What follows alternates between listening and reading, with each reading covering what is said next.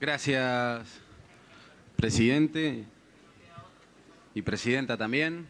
Gracias al ministro, a la administradora y a los secretarios por acompañarnos.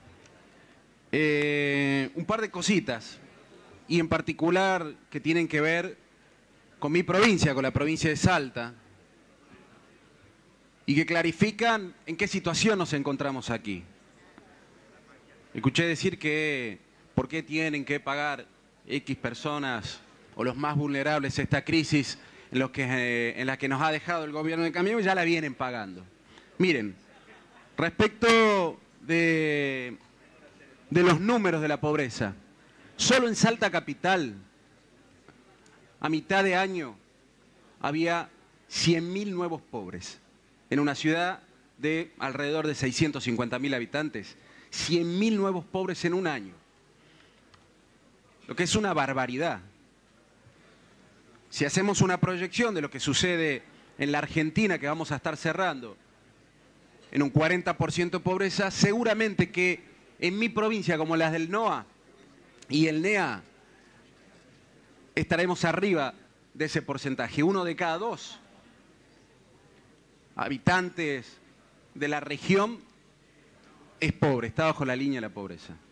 Entonces, esta ley de emergencia que hoy estamos discutiendo tiene que ver con la situación catastrófica que nos ha dejado este gobierno.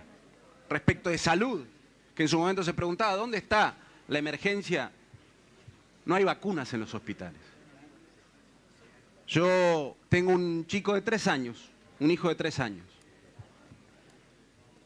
que empezó a vacunarse bien, pero en un momento dado dejaron de haber vacunas.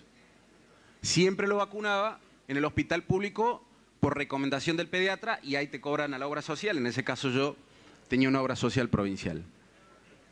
Pero decenas de miles de niños de mi provincia y de otras provincias no han tenido la misma oportunidad porque tampoco tuvieron el poder adquisitivo, los padres, para poder vacunarlos. Y esto significa una inequidad absoluta en cuanto al crecimiento, en cuanto al desarrollo, sobre todo en los primeros años de vida. Ni hablar de la alimentación, que no es una cuestión cultural, la mala alimentación, la desnutrición o la malnutrición. Es una cuestión de igualdad, de inclusión, no cultural. A los jubilados los pusieron en la disyuntiva entre pagar la luz, comer o pagar los remedios. No todas juntas. Y muchas veces solo uno de esas tres.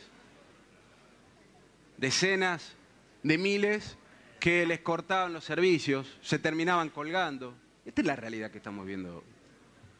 Pymes, empresas, negocios pequeños en nuestras regiones son estos, las pymes, las micropymes, las minipymes, los pequeños negocios, los que generan la mayor cantidad de mano de obra, que han venido cerrando sus persianas y sus puertas sistemáticamente durante este tiempo a raíz del diagnóstico que ya todos conocemos, la inflación, el valor de los servicios.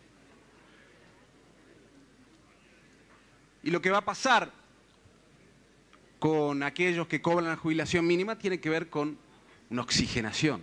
Estas dos cuotas, estos bonos, que significan básicamente, en definitiva, un bono de una jubilación de entre 14.000 y 14.500 pesos, de 5.000 mangos, significa una verdadera oxigenación para esos jubilados.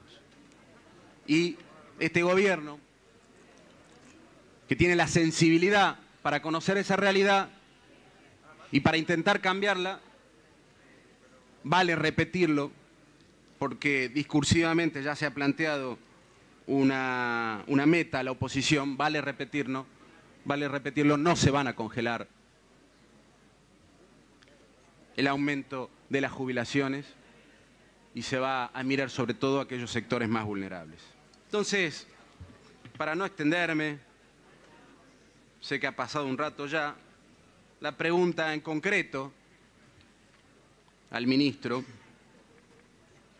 escuché que va a haber un tratamiento diferente para las pymes, para los empleadores, según las economías regionales. Y esto es fundamental para lograr una distribución equitativa de los recursos del Estado. Entonces, mi pregunta en particular tiene que ver con que si en ese equilibrio tarifario que se pretende, en el que se pretende avanzar, también va a ser no solo un equilibrio, sino también un sistema equitativo en cuanto a las tarifas, y si va a tener en cuenta, entonces, al congelarse, y esto sí es un congelamiento de las tarifas, y esto sí es importante para las millones de familias que no les alcanza para pagar la luz, porque lo vamos a poner en números. Familias de escasos recursos que pagaban 300, 400 mangos de luz pasaron a pagar 3.000 o 4.000 pesos. Entonces sí, también ese equilibrio tarifario se va a transformar en una equidad tarifaria que tenga en cuenta las distintas realidades de las regiones, las economías regionales, los índices de NBI, el clima, etcétera, etcétera. Nada más, muchas gracias.